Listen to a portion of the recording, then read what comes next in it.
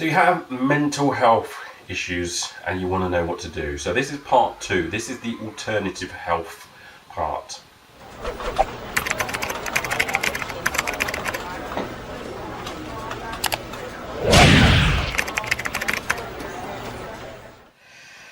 Hi, welcome to the MindBody Project. Welcome back for part 2 of helping you with mental health issues. So in part 1 we talked about the mainstream options and what you would do there and the stats behind that and why people have issues with it, why it's going to cost you a lot in time rather than money. It's going to cost you a lot in time to actually get the help that you needed, and it may not even get to the point where you get what you think that you're after from that. But if that happens, then you have other options. So don't sit there and think that's it. You have other options, and I'm going to talk about some of those as well. I'm going to talk about the MindBody Project. I'm going to talk about other types of therapies and things that can help you with mental health issues as well. I'd just like to say, in the first instance, I would always go to your doctor first of all, because they can rule out things and they are in charge of your health. So if you have been diagnosed, or if you think you have those sort of symptoms, then please go to your doctor first of all, because they're in charge of your health. And I'm not, I'm just some guy on the internet. Yeah. So just please do that. Now, having said that, so what is the alternative health? Now, the way that I look at it is like there's just health that works and there's health that doesn't work. So things you either can do things or you cannot do them. It's that simple to me. So if you cannot do them, then you open up an area in your life as, how do I do it? Yeah. So if something doesn't work, you try something else. You go do something else. Yeah, if you keep trying to do the same thing over and over again, what does Einstein say? Insanity. Yeah, that's what's going to lead you to frustration, anger, and using up a lot of your valuable time. And we don't want that. Now, in the alternative health, you are going to have to pay for things. But the way that I look at it is it's value for money, because you are going to get your time back. And you do not have to be sitting there for 2 years doing something, or 5 years, or some people in some cases 25 years with the same problem that doesn't need that long to deal with from where I'm sitting. So you get your time back, and your time, depending on what value you place on your time, this is the value for money way to do things. Yeah, so because this is a lot cheaper and a lot better for you to do it. Now, I realise there's a load of you that maybe do not have those funds available, but I'm going to show you I'm going to give you some ideas what to do after you've got over the initial issue. So let's talk about what the MindBody Project does then, because it's one of many things that you can actually do. There are other services that you can do as well, which are equally amazing as well, in a different way. But there are other services out there that could help you as well, depending on where you live in the country and depending on what you do as well. But the MindBody Project is, what we do is we help people with depression, anxiety and phobias, and then weight loss as well. So we tackle what I've realised is that there is only mind and body. There isn't one or the other. You have to take one with the other. It's the body, human body. The human body is made up of systems. Therefore, whatever you do with the body affects your mind. Whatever you do with the mind affects your body. So therefore, doing a study purely based on the mind is just useless to me. It's just absolutely useless, because it doesn't really matter. It's not going to really be able to help you in any way, because as soon as you start walking or moving your arm about, you're using your body, therefore it's going to affect whatever study you did anyway. Yeah, so you need your body and your mind worked as one. They're one.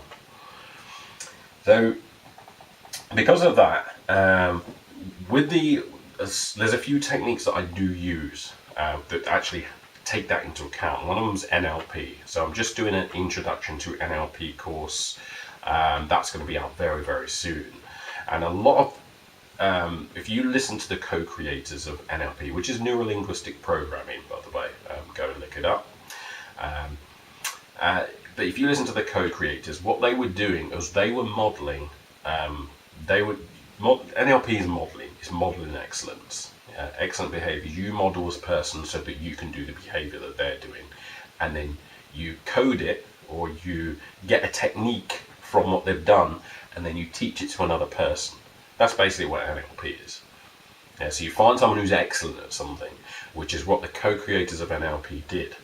They found people who were brilliant at hypnosis, brilliant at psychotherapy, brilliant at family therapy, and the best in their field. No one could touch them. And what they did was they went and modeled them so that they could do the behaviors that they could do.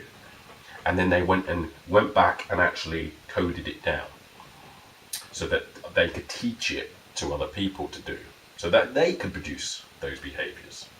Yeah, so that's really, really good. So that's turning decades of study into days, because they were doing it. They were spending the 6 months and that, so doing the behaviors, but now they can teach it to others and they can do the behaviors themselves. Now, what they were doing, because they become so good at it, rather than those days, everybody was arguing, they're arguing which therapy is the best one to use on people, which is the best field to do, which is what I had to put up with when I first started all of this. Everyone was arguing, no, you can't do that because of this, no, you can't do that because of this, oh, these people do not do that, do not do this. I just decided, I'm going to learn it all. And this is what these guys did. I was just trying to model what these guys were doing. So they went and learned, they went and modeled the top people. But what they could do was if someone presented with a problem like a phobia, they could systematically do something and get a certain result, which is really, really good. So they were doing it deliberately. They were systematically going out, depression, right, we're going to do this, and this is actually going to work, because this is the result it's going to get, this is how we're going to do it. So that's what it allows you to do with modeling. Now, there's a lot of unconscious activities that you have to do here. And this is why you can't really measure this scientifically, because scientifically you would need to have conscious-minded activities. You need to be able to show this. And a lot of the stuff that humans do is unconscious. And a lot of the states that you'd have to go into to create these behaviors is unconscious. And it's very hard for you to scientifically get that. It's very hard for you to scientifically do that. We know that it happens, but we can't scientifically prove it. Yeah, so that's the problem with some of the stuff that I do. Which means that because of that, the NHS can't use it, because they have to justify where they're spending money. They have to justify how they're spending money. Now, there's a load of nurses and doctors and management at the NHS that use NLP. They use it, but they can't use it. They can't use it to help the general public, because they can't justify it. Yes, they can't justify it, but they like it. A load of people like it. Everyone that goes on their course, it's used in, millions of people are using it in over 100 different countries. More people are going on courses every single day and doing master practitioners and trainers. There's loads out there now.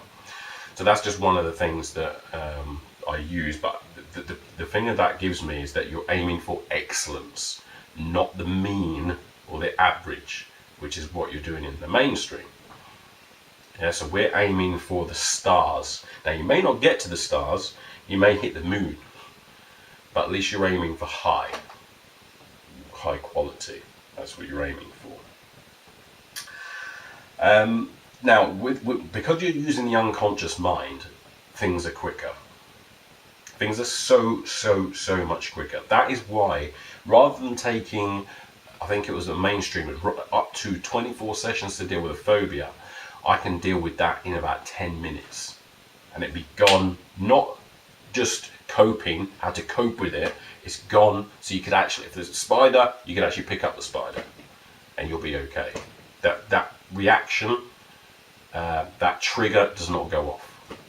It's done. You've now got a choice. They've given you a choice. You can be scared if you want to be scared, but you can choose, no, this isn't going to harm me, so now I'm going to choose. And that is the thing that most people have an issue with.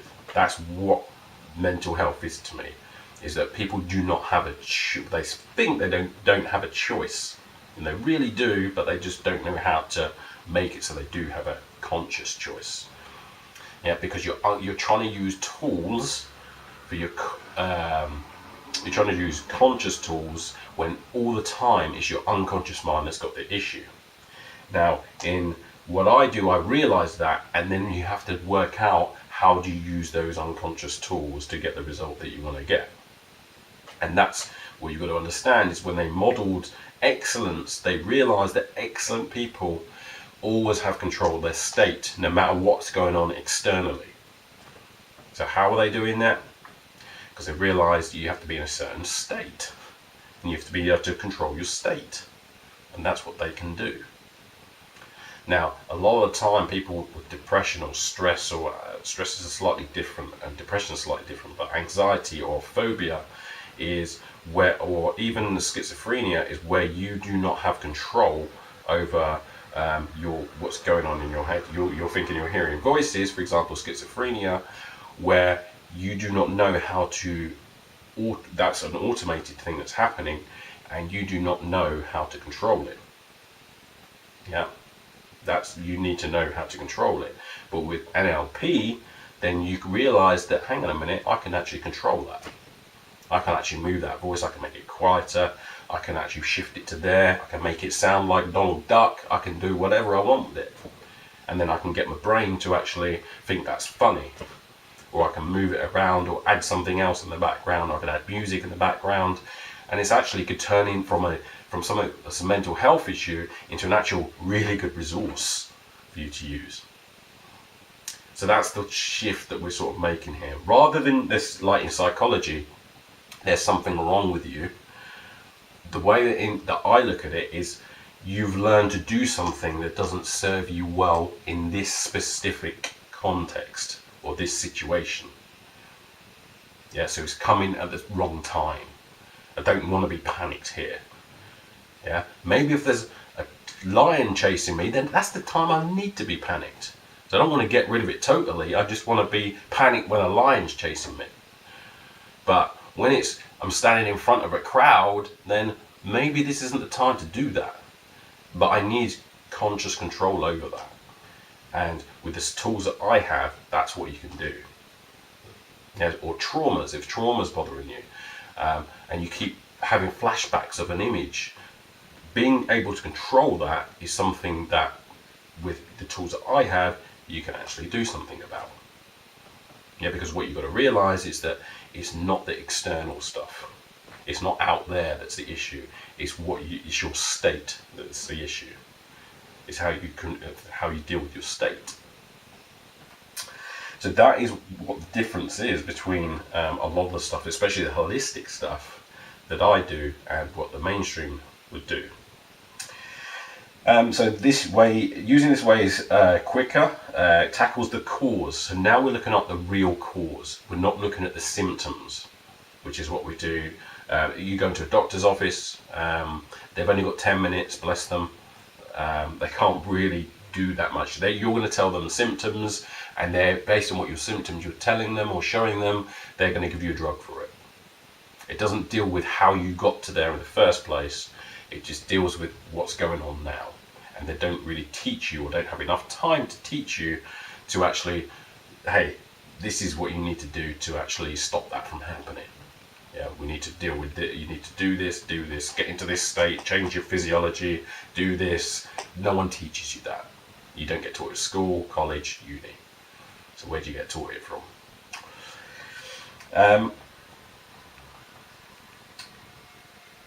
So yeah, it tackles the cause. So we focus on what to do rather than what you're not doing. And the thing is, with my service as well, you pay per result. So for example, depression, you pay for 12 sessions and that's it, you're done.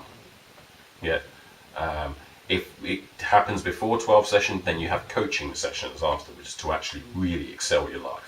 Because I don't expect it to last 12 sessions to deal with depression. Anxiety, 4 sessions. So 4 sessions to deal with anxiety. Again, usually it can deal with an NLP Nuco game would take care of it pretty much straight away. Then phobias is like 1 session sort of guaranteed, because that's like pretty easy to deal with. And don't say, well, it won't deal with my phobia, because that's what I was saying. Yeah, well, it's not going to, my one's really bad. It would never get rid of mine. But it's a phobia. It's the same thing. It's not the external world, it's your internal world, which makes it easy to change. Now, so what are the advantages of this? What are the advantages of seeing someone alternative help? Well, you can pretty much see them straight away. So this is where you take out time. Yeah, because phobia, for example, imagine I had someone who 25 years had a phobia, and she wouldn't go to city centre. Yeah, city centre. She wouldn't go to city centre for 25 years. Never hadn't been there. Couldn't be around people. Yeah. So when I get rid of her phobia in like 10 minutes, she just went, what? It's 25 years of a life just wasted away. Yeah, so time is a thing that you're going to deal with here. You can see someone straight away. The other thing is as well, for those who cannot afford things, or those who are not quite in that issue yet, still working and not quite there yet, put some money aside. Put some money aside for health stuff, for any health issues, so that you can get things done quickly. Because if you stop working because of a health issue, then that's going to cause you some problems. So you need to be prepared for this. Put some money aside each month for health, because these things are happening regularly, and you need to be able to get seen to people properly and straight away. So I'd say put money aside specifically for these things, so that you can deal with it. What else have I got on this? So the MindBody, the MindBody health understands a whole person and processes. I've already mentioned that. So I look at everything that you're doing. If someone says to me, I'm stressed, if they're saying I'm stressed, then I'm gonna look at what you're specifically doing physiologically. A lot of people do a 9-to-5 job where they sit at a desk and they're leaning forwards and they're typing on their computer or whatever. Yeah, so they're sitting there. If you say something like, I've got a lot of pressure on my shoulders, then that's sort of a clue, really. It means that you're sitting forwards, and what's happened is your physiology's changed. And it's now causing you stress, because you're sitting with a certain physiology, heads forwards, and that may give you also tension headaches as well. So if you're having tension headaches, right at the back here, then that's another sign that you need to probably get massaged out. It needs to be massaged. Yeah, but this is pretty easy to deal with. You don't need to take painkillers for the rest of your life and all this nonsense. You just need massaging. Yeah, because you're sitting, and then you need to take care of your physiology. You need to do some exercises to take care of this. Now, these are things, so physiologically, stress is usually a physiological problem, but that's usually telling you, this is the mind-body connection. It's usually telling you, but brain connects this with pressure forwards. Yeah, pressure on shoulders. So you need to do something about it physiologically. So you've got to understand, so look at everything when it comes to mental health. It may be, for example, depression, it may be that you're eating too much seafood and you have mercury poisoning. It may be that you're not eating enough omega-3 fats. Omega-3 fat, that's what your brain's made out of fat. It needs fat. A load of people are taking out fat and they're having loads of sugar. Sugar equals inflammation, which causes a problem with the brain. And if you're not having enough omega-3, then your brain, you're just going to get depression. Because omega-3 as well is a anti-inflammatory to the brain. Omega-6 is a pro-inflammatory. So that's going to cause a problem there as well. So look up omega-3, omega-6 ratio. But it could be that, so you need to look at everything. If you choose mental health rather than mind-body health, you're giving up the majority of your resources and limiting your chances of turning things around quickly. I've already mentioned that before. It's mind-body health. Mental health, straight away you've caused yourself a problem. You've limited yourself from being able to change around quickly. If I'm just sitting there doing talking therapies, you pretty much guaranteed you're going to be sitting there for 2 years without a chance of a good result. Simple as that is my case. That's 9% of the problems are going to come from your physiology. Yeah, traumas are going to happen, but when you have a trauma, what do? You do something with your physiology. You stop eating properly. You stop doing things. These things are easy to check. Traumas are actually easy to deal with. If it's something from a long time ago, if it's something that happened recently, then you owe yourself a chance to heal from that naturally. If it's taken 2 years or whatever, then you can actually change things around in your head, so you're not bothered by the images that much anymore, and you can take your learnings, your unconscious learnings, and be able to let go of the problem and move forwards. If you're saying mental health rather than mind body health, this is essentially, I'm going to give you some metaphors here. So imagine you're doing your MOT. You go in and go, yeah, we're trained in brakes, we're trained in everything, but we're just not trained in dealing with brakes. So you can do an MOT. This is what you're essentially saying: my mental health or mind body health. Yeah. If you don't know what you're doing with the body, then you're essentially saying, yeah, a car comes in, MOT, yeah, but we don't know anything about brakes. Are you going to accept that? Or imagine going into a gym and them saying, yeah, you go in there to do, to build up, and they go, yeah, that's cool, but we don't know anything about weights or nutrition. We only know about cardio. Are you going to accept that from the trainer? Can they perform to their best? Or an English teacher that can't spell? Or a doctor that doesn't know anything about nutrition and physical exercise? Which they don't now. So that's the thing. You have to know about the mind and the body to be able to help a person get over these issues. Stress is a mind-body issue. Depression is a mind-body issue. Anxiety, a mind-body issue, because you feel it in your stomach. So you need to be able to know what you're doing around that. Phobia is pretty easy to deal with, so don't worry about that. But those things are mind-body issues.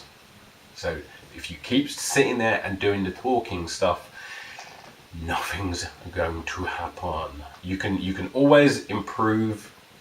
Yes, you can improve, but if you want to get rid of the thing completely so it doesn't repeat and come back and relapse, then you have to take care of the whole problem and the cause of the problem. And you have to know what you're doing with the physiology of the body as well. So let's look what results people have been having. So how much does this cost? Let's look at one of the places where you can actually have a massive effect of doing things like that is a well-being thing at work. Because where do people spend most of the time? They spend most of the time at work.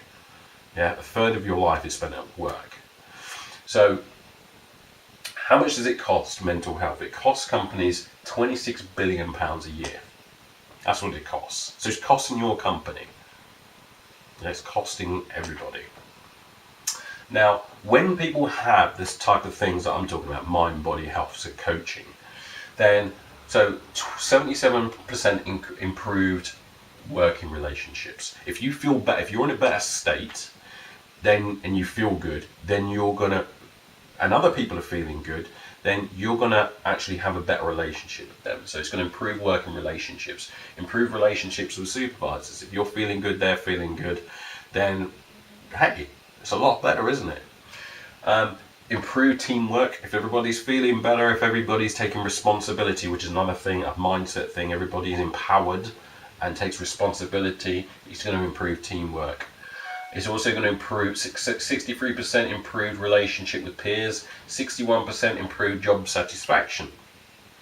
Okay, 52% improved conflict resolution, 44% improved organizational commitment, 37% improved relationship with clients, 53% improved productivity. So productivity is going up, because if you have more if you feel better, you have more energy. If you have more energy, you're eating properly, and another thing about productivity is you can test this on your own body. Eat a load of crap for 2 days, and then do some of my smoothies that I do for 2 days. See what happens to your mindset. See what happens to your state. See what happens to your energy levels. I'm surprised that it's not way more than that. If they were doing the things that I get people to do, it's going to be way more than 53%. Because they're going to have so much more energy, and their brain thinking as well. And take that as well into schools. Think about that in schools with children. Whatever you're giving your children is what reaction you're going to get. They will react so much better if you give them proper food. If you give them nutrients that their brain needs, then they will actually sit there and concentrate. And I've tried this on my niece, and it works very well with her. She behaves well when I give her food. When my mum gives her food, not so much. Was it 48% improved organizational strength? Yes, this is all from coaching, MindBody coaching. Improved quality. These are all organizations. Improved customer service. 39% improved customer service.